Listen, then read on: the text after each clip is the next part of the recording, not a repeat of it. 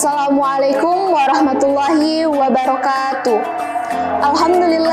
Alhamdulillahi rabbil alamin. Wassalatu wassalamu ala asyrafil anbiya'i wal mursalin Sayyidina Muhammad wa ala alihi wa ashabihi ajma'in. Amma ba'du. Pertama-tama dan yang paling utama, marilah kita panjatkan atas kehadirat Allah Subhanahu wa Ta'ala yang dimana telah memberikan kita beribu-ribu nikmatnya. Dan tak lupa pula, marilah kita kirimkan salam dan salawat kepada junjungan kita Nabi besar Muhammad sallallahu alaihi wasallam. Allahumma salli wa sallim wa barik alaih. Nabi yang telah membawa kita dari alam gelap gulita menuju alam terang benderang seperti saat sekarang ini. Pada kesempatan kali ini, izinkan saya menyampaikan sebuah kultum yang berjudul Keutamaan Puasa di Bulan Ramadan. Kaum muslimin musliman rahimakumullah, sebagaimana kita ketahui bahwa puasa adalah salah satu ibadah terbesar dan sebaik-baiknya amalan ketaatan. Dan puasa Ramadan adalah puasa tertinggi dan wajib hukumnya bagi umat yang beragama Islam. Allah menyatakan bahwa amalan puasa adalah untuknya dan Dia yang memberi balasan kepada orang yang berpuasa. Akan dikhususkan pintu surga dan dipanggillah orang-orang yang berpuasa untuk masuk. Tidak akan memasuki lewat pintu tersebut kecuali orang-orang yang berpuasa.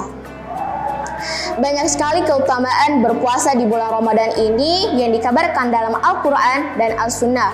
Di antara keutamaan tersebut, yang pertama bahwa puasa Ramadan sudah diwajibkan atas umat sebelum kita.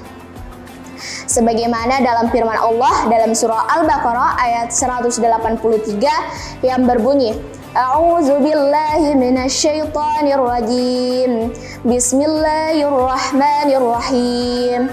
Ya ayyuhalladzina amanu kutiba alaikumusiyam kama kutiba alal ladzina min qablikum la'allakum tattaqun. Yang artinya, wahai orang-orang beriman, diwajibkan atas kamu untuk berpuasa sebagaimana atas umat sebelum kamu agar bertakwa. Jika puasa Ramadan bukan sebuah amalan yang agung, maka Allah Subhanahu wa Ta'ala tidak akan mewajibkan atas umat sebelum kita untuk berpuasa. Walaupun puasa mereka berbeda dengan kita, yang artinya mereka tidak berpuasa di bulan Ramadan, tetapi itu sudah menandakan bahwa puasa sebuah amalan yang agung. Terus yang kedua adalah ketika seorang hamba berpuasa akan diampuni segala dosa-dosa dan kesalahan-kesalahannya yang telah lalu. Dalam hadis Rasulullah Sallallahu Alaihi Wasallam bersabda, barang siapa yang berpuasa di bulan Ramadan dengan iman dan takwa, maka akan diampuni dosa-dosanya yang telah lampau. Hadis riwayat Bukhari dan Muslim. Jika seorang hamba yakin dan takwa dan ridho atas kewajibannya untuk berpuasa dan yakin terhadap pahala dan ganjaran yang akan didapatkan, maka Allah Subhanahu wa Ta'ala akan mengampuni dosa-dosanya yang telah lalu. Terus yang ketiga adalah pahala amalan puasa tidak terikat dengan jumlah, artinya akan terus dilipat gandakan. Dalam hadis Rasulullah Sallallahu Alaihi Wasallam bersabda, semua amalan anak Adam adalah untuknya dan akan diberi satu kebaikan dianggap 10 kebaikan dan akan terus dilipat gandakan menjadi 700 kali. Hadis riwayat Muslim.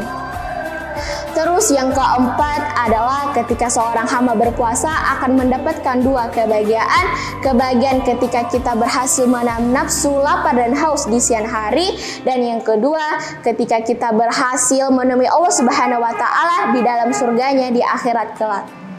Dalam hadis Rasulullah Sallallahu Alaihi Wasallam bersabda, untuk orang yang berpuasa akan mendapatkan dua kebahagiaan. Kebahagiaan pertama, kebahagiaan ketika kita berbuka puasa, dan kebahagiaan ketika menemui Allah Subhanahu wa Ta'ala. Hadis riwayat Bukhari dan Muslim. Terus yang terakhir adalah ketika seorang hamba berpuasa akan mendapatkan syafaat. Sebagai contoh, ketika kita terus membaca Al-Quran dan terus mengamalkannya, kita akan mendapatkan syafaatnya. Dalam hadis Rasulullah Sallallahu Alaihi Wasallam bersabda, puasa dan Al-Quran akan memberikan syafaat kepada orang yang berpuasa di hari kiamat nanti. Puasa akan berkata, wahai Robku, aku telah menghalanginya untuk minum dan makan di siang hari. maka terimalah syafaatku untuknya. Sayyidina Abdullah bin Amr radhiyallahu anhu. Demikian kultum yang dapat saya sampaikan, semoga bermanfaat bagi kita semua.